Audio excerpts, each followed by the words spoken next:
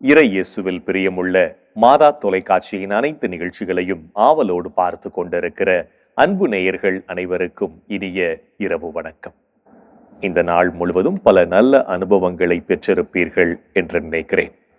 இன்றும் ஒரு அருமையான சிந்தனையை தான் நான் உங்களோடு பகிர்ந்து கொள்ள ஆசைப்படுகிறேன். நம்மை படைத்த கடவுள் நம் ஒவ்வொருவருக்கும் ஒரு நாளைக்கு 24 மணி நேரத்தை கொடையாக கொடுத்திருக்கிறார். அந்த 24 மணி நேரத்தையும் நாம் எப்படி செலவழிக்கிறோம் என்று சிந்தித்து பார்க்கவே இன்றைய நிகழ்வு உங்களை அன்போடு அழைக்கிறது. இன்று நம்மில் பலருக்கு நேரத்தின் அருமை தெரிவதில்லை. ஏனென்றால் அது இலவசமாக கிடைக்கிறது. நாம் பணம் கொடுத்து வாங்குகின்ற பொருட்களின் மதிப்புத்தான் நமக்கு தெரிகிறதே ஒழிய இலவசமாக கிடைப்பதன் மதிப்பு நமக்கு தெரிவதில்லை என்பதுதான் உண்மை. காலம் பொன் போன்றது என்பது முன்னோர்களின் அனுபவ மொழி மட்டுமல்ல, வாழ்ந்து கொண்டிருக்கின்ற நம் எல்லோருக்குமான பொன்மொழி என்பதை நாம் உணர்ந்து கொள்ள வேண்டும். நேரம் என்பது நம் கையில் இருக்கும் விலை மதிப்பில்லாத பொருள். அதை சரியாக பயன்படுத்த தவறினால் வீணாகிவிடும். நேரத்தை தவிர வேறு எதுவும் நமக்கு சொந்தமானதல்ல என்பார் செனேகா. எனவே நமக்கு இறைவன் கொடுத்துள்ள நேரத்தை தகுந்த முறையில் செலவிடுவோம். நேரம் ஒரு விலை மதிக்க முடியாத பொருள். இருந்தும் நம்மில் பலர் காலம் எல்லாம் நமக்கே என்ற வகையில் வாழ்கின்றோம். நம் வாழ்க்கையை கட்டுக்குள் கொண்டு வரக்கூடிய ரகசியம் என்னவென்றால், வாழ்நாட்கள் மீது முழு கவனத்தையும் செலுத்துவது என்ற எண்ணத்தை திரும்ப பெற வேண்டும். அமைதியான வாழ்க்கையை வாழ சில காரியங்களில் மட்டுமே நம்மை ஈடுபடுத்திக் கொள்ள வேண்டும் என்கிறார் ரோமானிய தத்துவ ஞானி மார்க்கஸ் அவுரேலியஸ். செய்ய தேவையற்ற ஒன்றை மிகச் சிறப்பாக செய்வதைப் போல உபயோகமற்ற செயல் வேறு எதுவும் இல்லை என்று பீட்டர் டிக்கர் கூறுகிறார். வீணாக்கிய காலமும் கை நழுவ விட்ட வாய்ப்பும் திரும்பாது என்பதை புரிந்து கொள்வோம். நீங்கள் நடைமேடையில் நுழையும் போதுதான் ஒரு வண்டி போனது. 1 நிமிடம் கூட இருக்காது. இன்னும் 2 மணி நேரம் கழித்துத்தான் அந்த ஊருக்கு வண்டி வரும் என்று சொல்வார்கள். இப்படித்தான் பல மணி நேரங்கள் காத்திருப்பதிலேயே கழிந்து விடுகின்றன. வீணான காரியங்களுக்காக நேரம் செலவழிப்பதை விடுத்து பயனுள்ள காரியங்களுக்காக நமது நேரத்தை பயன்படுத்துவோம். திறமையான இளைஞன் ஒருவன் இருந்தான். ஆனால் அவன் ஒரு சோம்பேறி. அவனை திருத்த நினைத்த ஆன்மீக பெரியவர் ஒருவர் அவனிடம் அன்பாக பேசி அவனுடைய நட்பை பெற்றார். பின் அவனிடம், தம்பி, கடவுள் உனக்கு தினமும் 86,400 ரூபாய் கொடுக்கிறார். அதை நீ அன்றே செலவழித்து விட வேண்டும். அடுத்த நாளைக்கு எடுத்து வைக்க முடியாது. அப்படி என்றால் அதை எப்படி செலவு செய்வாய் என்று கேட்டார். இவன் பல வகைகளில் ஆடம்பரமாக மகிழ்ச்சியாய் செலவு செய்வேன் என்றான்.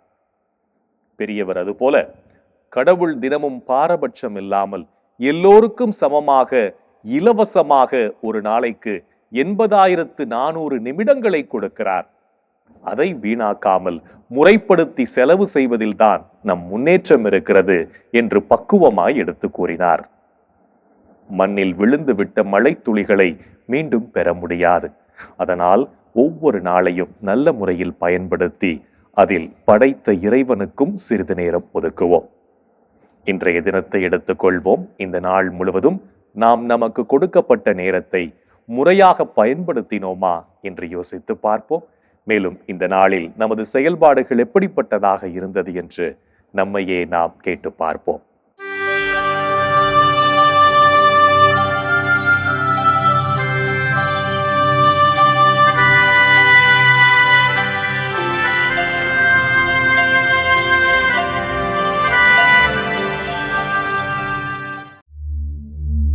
இன்று நீங்கள் திருப்பலிக்கு சென்று ஆண்டவரின் வார்த்தையை கேட்டு அதன்படி வாழ்ந்தீர்களா?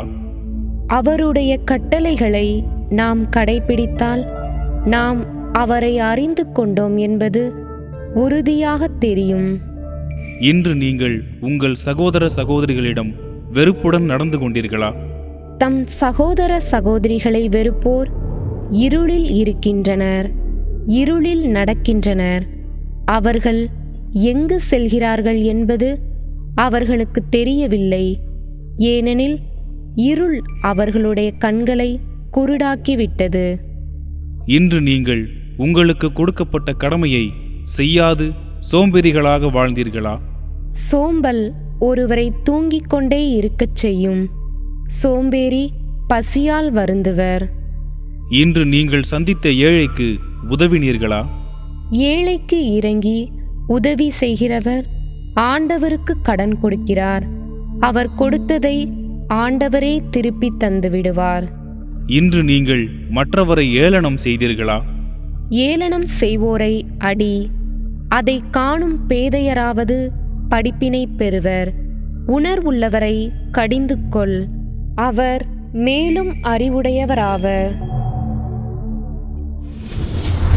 இந்த நாளில் நாம் இறைவனுக்கு ஏற்புடைய செயல்களை செய்திருந்தாலும் கூட சில நேரங்களில் நம்முடைய செயல்களால் இறைவனையும் நம்மை சுற்றி வாழும் சமூகத்தையும் மனநோகச் செய்திருப்போம். அத்தகைய தருணங்களை நினைத்து பார்த்து மனம் வருந்தியவர்களாய் மன்னிப்பு வேண்டி மனத்துயர் மன்றாட்டை ஜெபிப்போம்.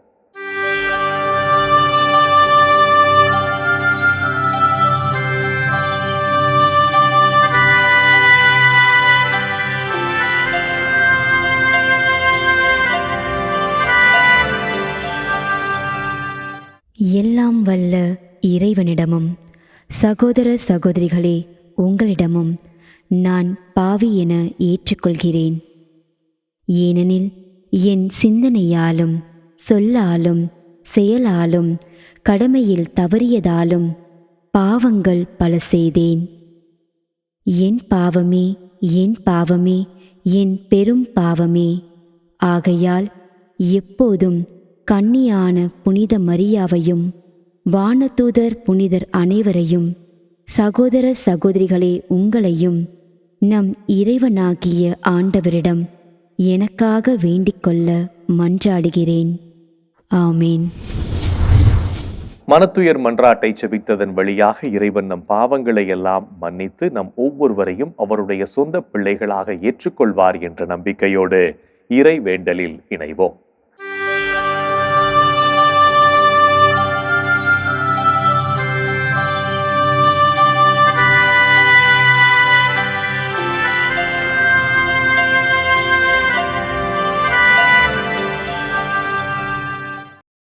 இறைவா இறைவா எமக்கு துணை புரிய வாரும்.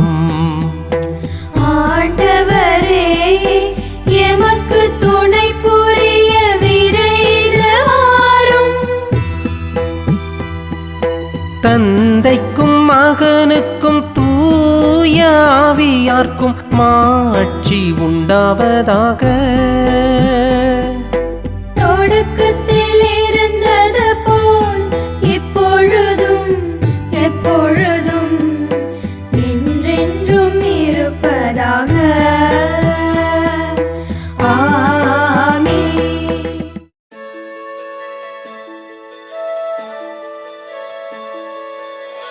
போயது பொழுது புகுந்தது இரவு, தூயனை உனது பொன்னடி தொழுதோ.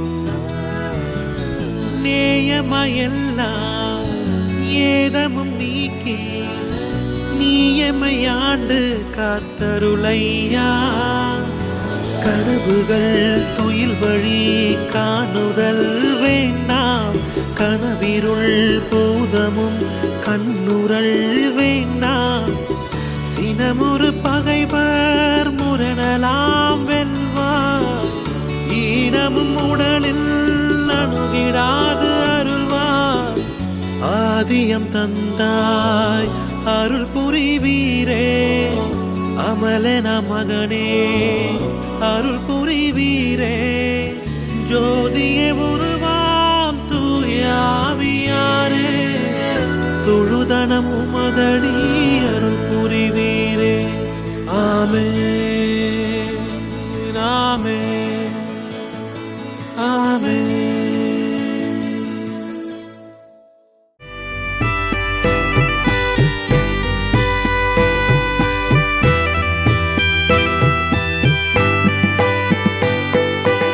ஆண்டவர்தம் சிறகுகளால் உம்மை அரவணைப்பார்.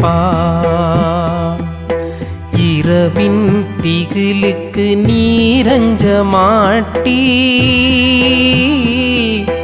இரவின் திகிலுக்கு நீரஞ்ச மாட்டீர். ஆண்டவர் தம் சிறகுகளால் உம்மை அரவணைப்பார். இரவின் திகிலுக்கு நீரஞ்ச மாட்டீர்,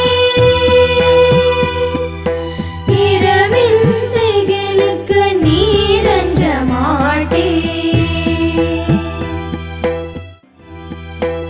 உன்னதரின் பாதுகாப்பில் வாழ்பவர், எல்லாம் வல்லவரின் நிழலில் தங்கியிருப்பவர். ஆண்டவரை நோக்கி நீரே என் புகலிடம் என்னரன், நான் நம்பியிருக்கும் இறைவன் என்று உரைப்பார்.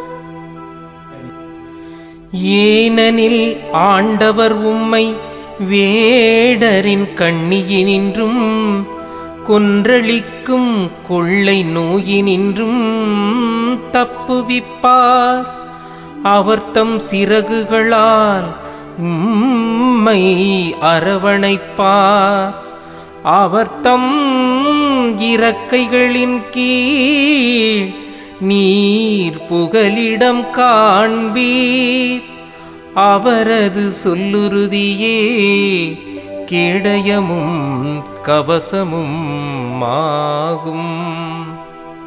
இரவின் திகிலுக்கும் பகலில் பாய்ந்து வரும் அம்புக்கும் நீர் அஞ்ச மாட்டீர். இருளில் உலவும் கொள்ளை நோய்க்கும் நண்பகலில் தாக்கும் கொடிய வாதைக்கும் நீர் அஞ்ச மாட்டீர். உம் பக்கம் 1000 பேர் வீழ்ந்தாலும் உம் பலப்புறம் 10,000 பேர் தாக்கினாலும் உம்மை எதுவும் அணுகாது. பொல்லார்க்கு கிடைக்கும் தண்டனையை நீர் பார்ப்பீர். உம் கண்ணாலே நீரே காண்பீர். ஆண்டவரைவும் புகலிடமாய்க் கொண்டீர். உன்னதரை உம் உறைவிடமாய்க் கொண்டீர்.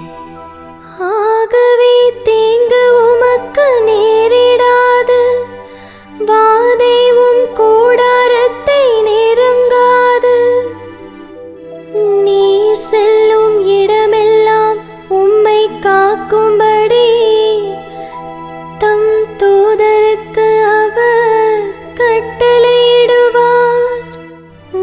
கால் கல்லின் மேல் மோதாதபடி தங்கள் கைகளில் அவர்கள் உம்மை தாங்கிக் கொள்வார்கள்.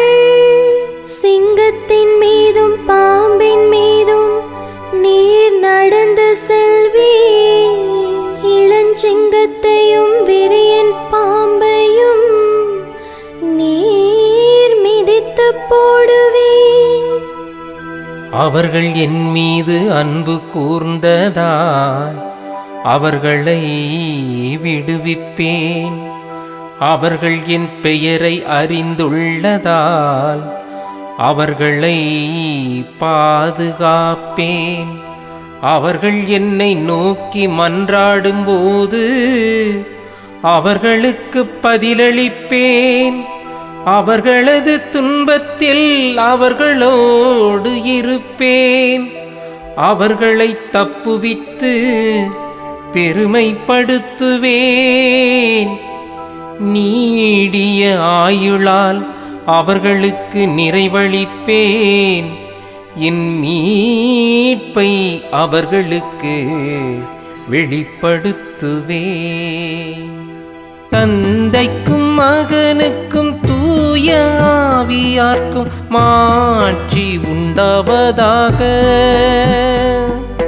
தொடக்கத்தில் இருந்தது போல் இப்பொழுதும் எப்பொழுதும்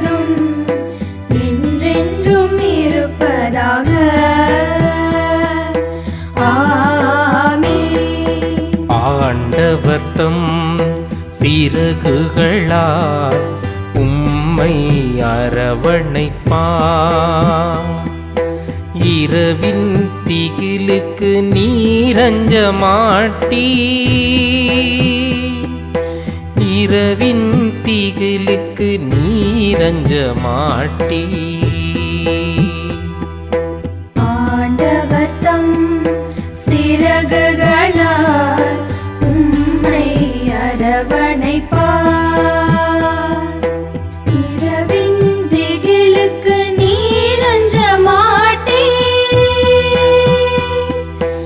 இரவின் திகிலுக்கு நீரஞ்ச மாட்டீர். இறைவன் நம்மோடு இருந்து நம்மை வழிநடத்துவார் என்ற நம்பிக்கையை இறைவேண்டலின் வழியாக பெற்றுக்கொண்ட நாம் இப்போது நாளைய நற்செய்தி வாசகத்திற்கு செவிமடுப்போம்.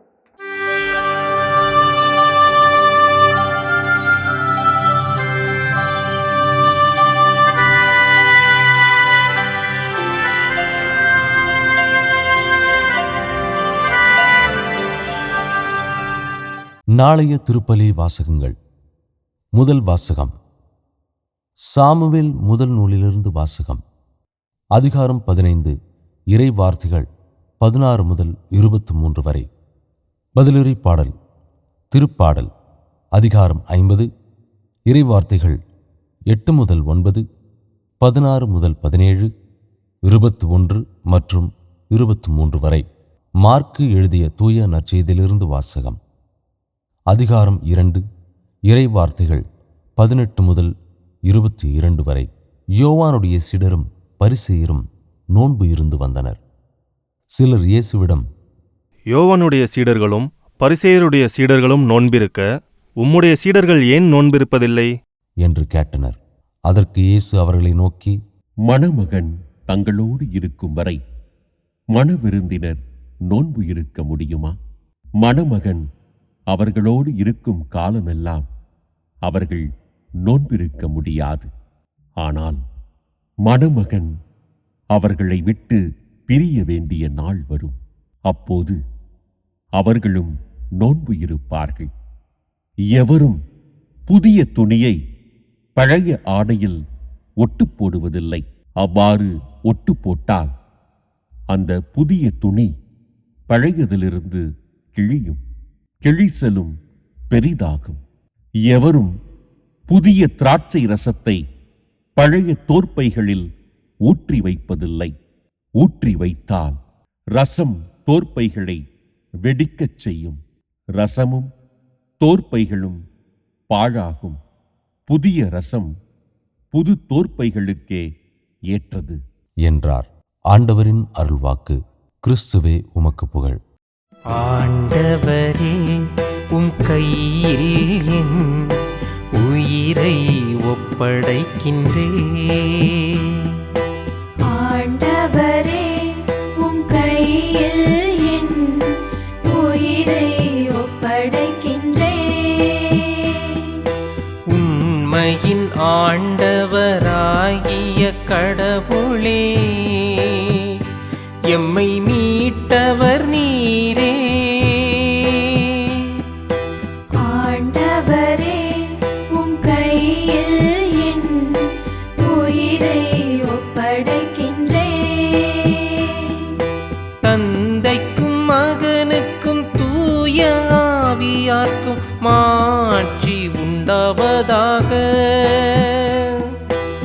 ஆண்டவரே உம் கையில் என் உயிரை ஒப்படைக்கின்றேன்.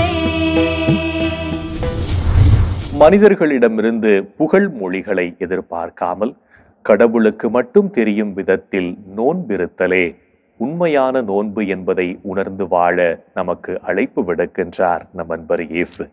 அவரின் அழைப்பினை ஏற்று வாழ்வோம் என்ற நம்பிக்கையோடு சிமியோன் பாடலில் இணைவோம்.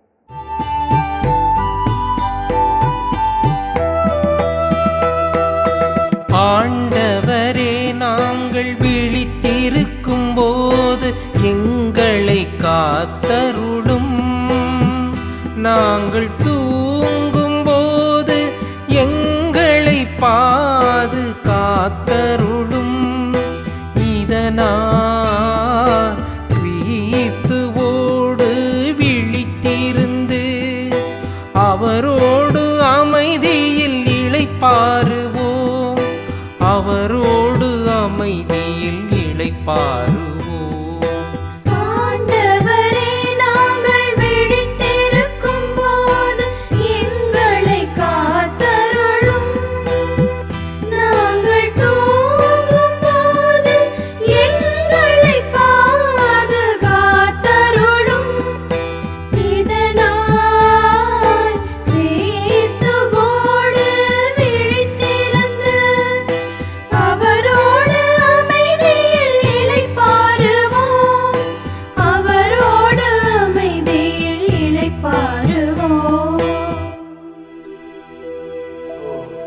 ஆண்டவரே, உமது சொற்படி உம் அடியான் என்னை இப்போது அமைதியுடன் போகச் செய்கிறே. ஏனெனில் மக்கள் அனைவரும் காணுமாறு நீர் ஏற்பாடு செய்துள்ள உமது மீட்பை என் கண்கள் கண்டு கொண்டன. இம்மீட்பே பிற இனத்தாருக்கு வெளிப்பாடு அருளும் ஒளி. இதுவே உம் மக்களாகிய இஸ்ராயேலுக்கு பெருமை. தந்தைக்கும் மகனுக்கும் தூய ஆவியார்க்கும் மாட்சி உண்டாவதாக. தொடக்கத்தில் இருந்தது போல் இப்பொழுதும் எப்பொழுதும் என்றென்றும் இருப்பதாக. ஆமென். ஆண்டவரே, நாங்கள் விழித்திருக்கும் போது எங்களை காத்தருளும். நாங்கள் தூங்கும் போது எங்களை பாதுகாத்தருளும். இதனால் கிறிஸ்துவோடு விழித்திருந்து அவரோடு அமைதியில் இளைப்பாறுவோம்.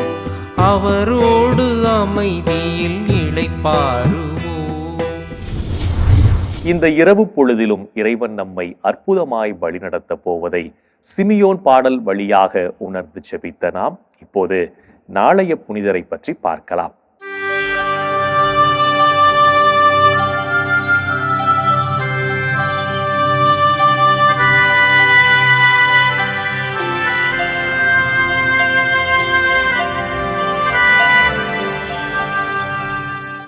ஜனவரி 19.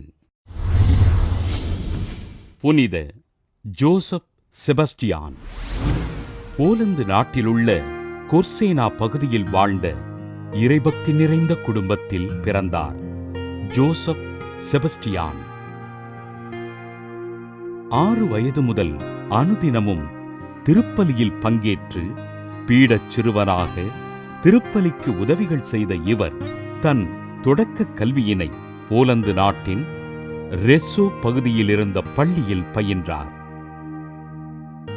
தன்னை குருவாக இறைவனுக்கு அர்ப்பணிக்க விரும்பிய ஜோசப் செபஸ்டியான் குருமடத்தில் சேர்ந்து கிபி 1864 ஆண்டு ஜூலை 17 நாள் குருவாக அருட்பொழிவு பெற்றார்.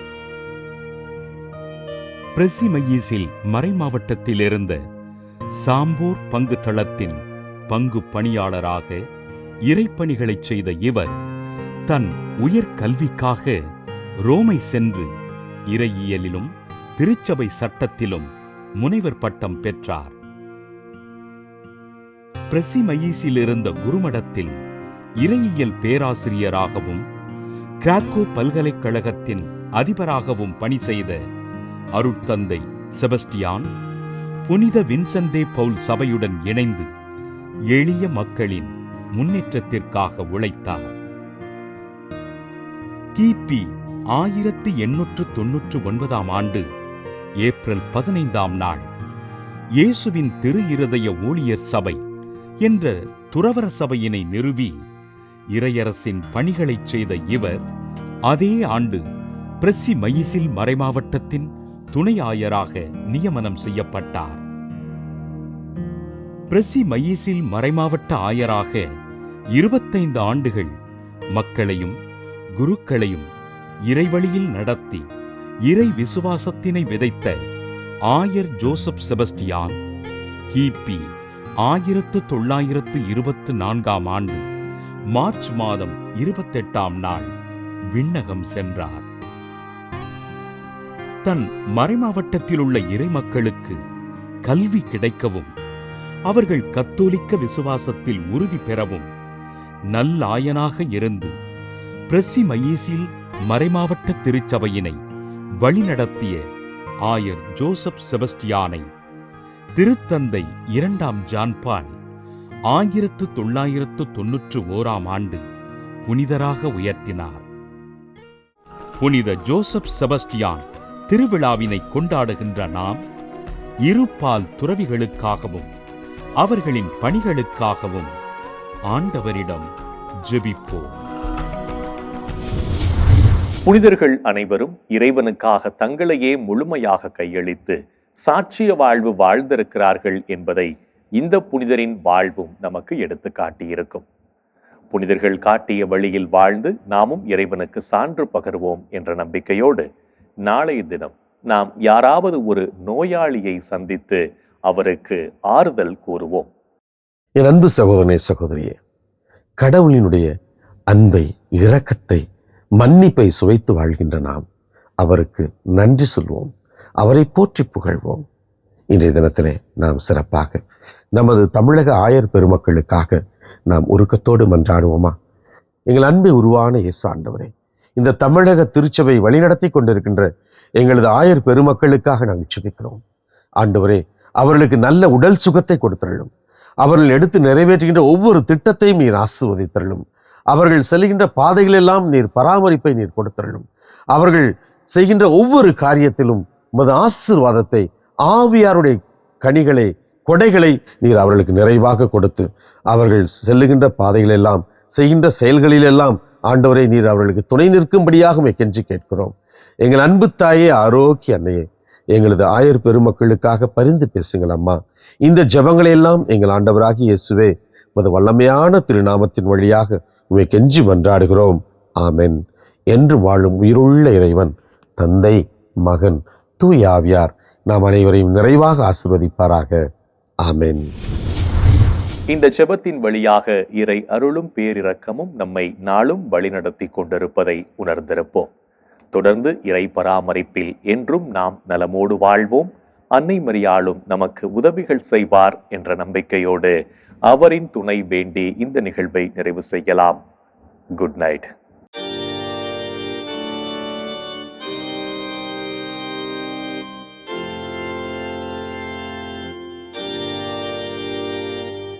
வாழ்க அரசியே,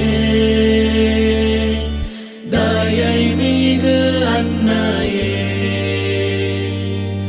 வாழ்வே இனிமையே,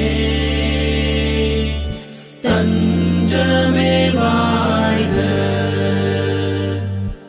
தாயகம் இழந்த ஏவாயின் மக்கள் தாயே என்றும் கூவி அழைத்தோம். கண்ணீர் கனவாய் நின்றும்மை நோக்கி கதறியே அழுதோம், பெருமூச்சறிந்தோம். ஆதலால் ஏமக்காய் பரிந்துரைப்பவரே, அன்புடன் எம்மை கடைக்கண் பாரே. திருவயிற்றின் கனியாம்